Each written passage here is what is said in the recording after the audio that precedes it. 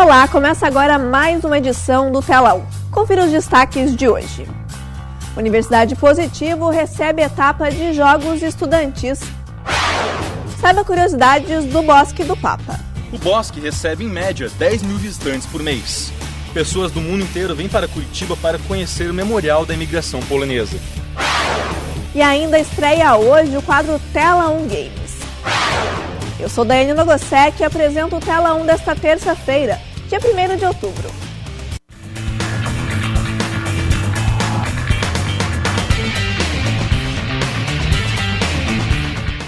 As provas do atletismo da primeira etapa dos Jogos Estudantis de Curitiba acontecem na Universidade Positivo. O repórter Ângelos Faier acompanhou o primeiro dia da competição. Esta é a primeira das 4 etapas dos Jogos Estudantis. As outras 3 vão ser realizadas na quinta, no sábado e no domingo. Nesta terça, foi a vez dos atletas da categoria Mirim, nascidos no ano de 2000. Para Jean Kulcheski, coordenador dos Jogos, o evento promovido pela Secretaria de Esporte, Lazer e Juventude da Prefeitura de Curitiba tem o objetivo de incentivar a prática de esportes. Somente no atletismo, são 40 escolas participantes e cerca de 400 alunos atletas. As escolas estão realizando treinamento, mas sem a competição não é possível segurar os alunos ali apenas treinando. Então a gente, através da competição, consegue segurar os alunos que estão treinando nos colégios. E além disso, a gente consegue fazer uma sociabilização entre as escolas, fazer uma interação entre as escolas, o que é muito interessante. Competições escolares como esta promovem a integração entre atletas e colégios, mas também revelam talentos. É o caso de Jordan, um jovem atleta de 14 anos, o único curitibano a ser convocado para a Seleção Brasileira de Atletismo da sua categoria. O jovem atleta começou a praticar o atletismo, mas parou com os treinamentos para se dedicar ao futebol. No ano passado, ele retornou para as pistas e se encontrou no esporte. O atleta, que sonha em representar o Brasil nas Olimpíadas, conta como foi que recebeu o convite para integrar a Seleção Brasileira Mirim de Atletismo. Foi emocionante, eu nem esperava. Minha professora contou para mim dentro da sala, daí minha mãe chorou, vixe, foi muito emocionante. Meu sonho é disputar Olimpíadas. Aparecer, disputar, representar o Brasil, é meu sonho. A professora de Educação Física Priscila Franco foi quem deu a boa notícia para Jordan. Ela é quem incentiva seus alunos para a prática de esportes como o atletismo. Priscila também acompanha seus atletas nas competições. Para ela, estes eventos são uma forma de coroar o trabalho realizado nas escolas e também incentivam os alunos a continuarem treinando. Então, eu acho que a competição aqui, ela fecha todo um ciclo que a gente vem fazendo desde o início do ano, né? Eles se ajudam muito, o espírito de equipe é muito grande, eles torcem muito um com o outro. E isso é bem bacana, o trabalho que a gente faz. E daí a gente consegue coroar com esses campeonatos, esses torneios, festivais que a gente participa, né? George Cordeiro é técnico da equipe permanente de atletismo de Curitiba e Jordan é um dos atletas que trabalham com ele. Para o professor, a criação da equipe curitibana do esporte é importante para a formação de atletas, já que muitos deixavam de treinar após o período escolar. Então essa equipe existe justamente para isso e é o que eles gostam, né? Aqui eles são adversários na pista, mas todos eles compõem uma equipe maior que a equipe de Curitiba. A maioria, né? Nós temos cerca de 80 atletas, só nesse final de semana nós viajamos com 60 atletas para um campeonato lá em Maringá, dessa categoria que está competindo aqui hoje.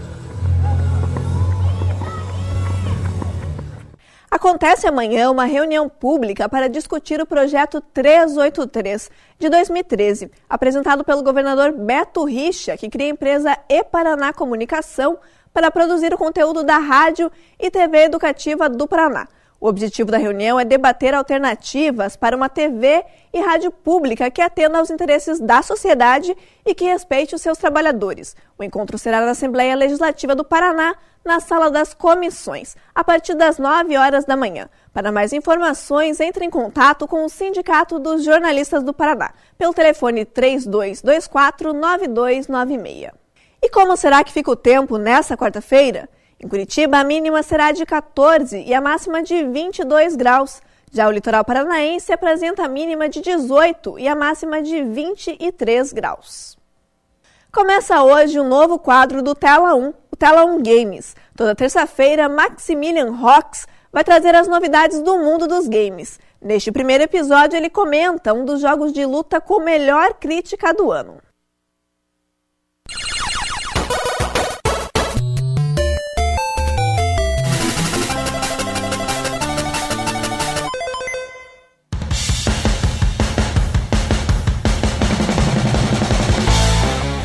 Warner trouxe para os fãs dos quadrinhos um belo game de luta entre os grandes super-heróis e vilões da DC Comics.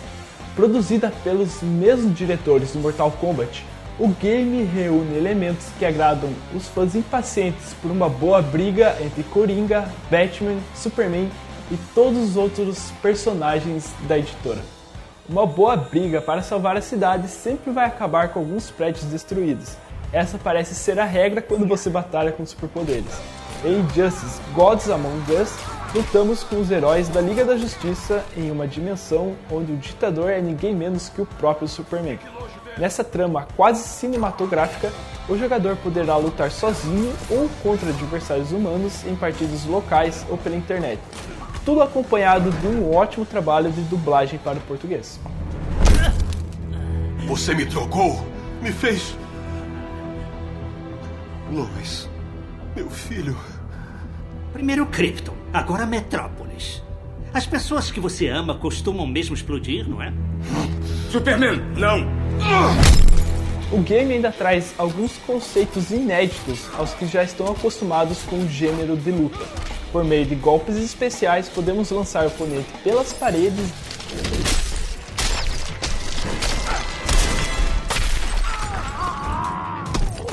e até o espaço, graças à super força de alguns personagens. Os controles são dinâmicos e jogadores novatos e experientes no gênero não encontram dificuldades para se adaptar. O game ainda tem modos de desafios para o jogador, que poderá desbloquear novas roupas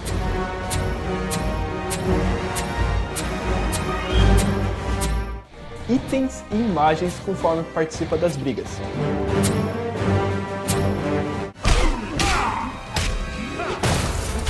Injustice revive a briga dos super-heróis do tempo dos quadrinhos em um bem trabalhado game de luta, disponível para PlayStation 3 e Xbox 360 na faixa de R$ 199.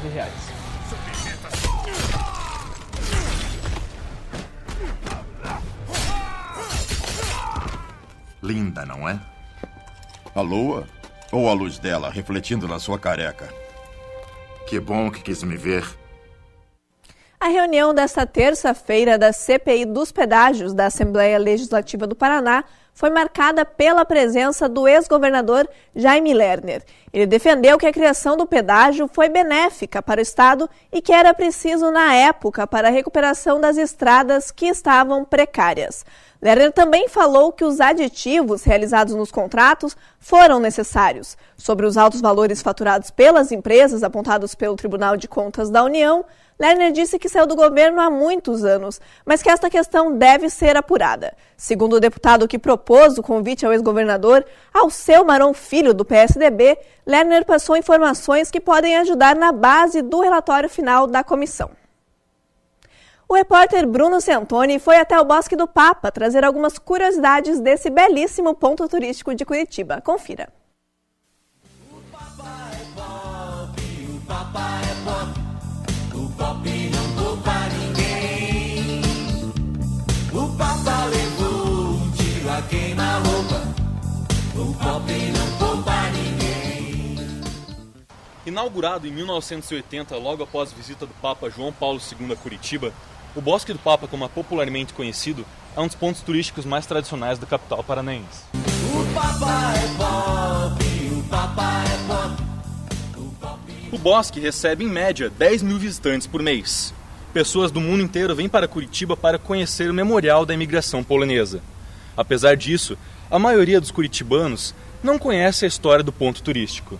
Esse é um dos lugares que eu mais gosto. Foi quando nós chegamos aqui em 2002, da primeira vez, nós ficamos num flat aqui próximo. Então é um lugar que tem um encantamento especial para nós. Então a gente sempre vem para cá.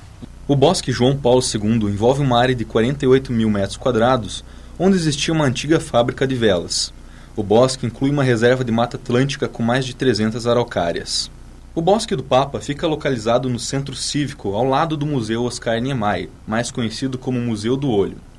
O Bosque da Imigração Polonesa é um dos pontos turísticos mais visitados da cidade. O nosso bosque aqui tem algumas coisas muito interessantes. Essas casas que vocês estão vendo, elas já têm 130 anos. Elas tiveram 100 anos em colônias, que eram de poloneses, e depois elas foram doadas para a prefeitura. A prefeitura, em 1980, ela queria transformar esse espaço, que era um terreno do Estado, em um memorial da imigração polonesa. Então essas casas vieram para cá e a partir disso começou a ter tratamentos nessas casas. O historiador Rusdael Marques também contou que essas mesmas casas podem durar por muitos anos.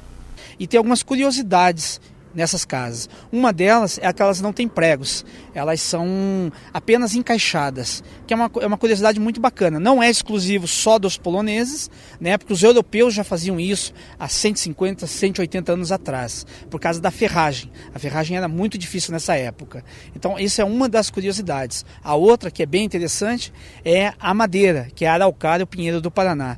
Então, a gente acredita que essas casas aqui, provavelmente daqui 200, 300 anos, vão estar aqui ainda. O Papa João Paulo II já esteve em Curitiba uma vez. Foi no ano de 1980. E em função do bosque não ter capacidade para tantas pessoas, um espaço no estádio do Curitiba, Major Antônio Couto Pereira, foi montado para receber o pontífice. A casa mais importante que nós temos aqui é a nossa capela. Essa capela aí, ela tem uma conotação muito importante para os poloneses na questão religiosa. Então, quando o Papa esteve aqui, o nosso bosque ele é pequeno e não comportaria tanta gente assim. E por uma questão de segurança, a prefeitura, de uma maneira muito sábia, fez o seguinte: ela queria dar um presente para o Papa João Paulo II. Então ela levou a casa para o estádio Couto Pereira, onde teve uma missa, teve uma bênção na casa, e depois, 30 dias depois, estava aqui com a gente já remontada ela. Apesar de ser um bosque público, o Memorial da Imigração Polonesa não permite algumas coisas. A gente aqui não permite bicicleta. Por quê? Porque nós temos os pequenininhos, as crianças que vêm brincar aqui no gramado. Então não pode ter bicicleta, que pode acontecer algum acidente. Mesma coisa com animais. A gente não permite cachorro, nenhum tipo de animal aqui. Não só por causa da limpeza, mas para que não aconteça nenhum tipo de incidente aqui no bosque. O Papa é pop, o Papa é pop, o pop não poupa ninguém. O Papa levou um tiro a queima-roupa, o pop não poupa ninguém.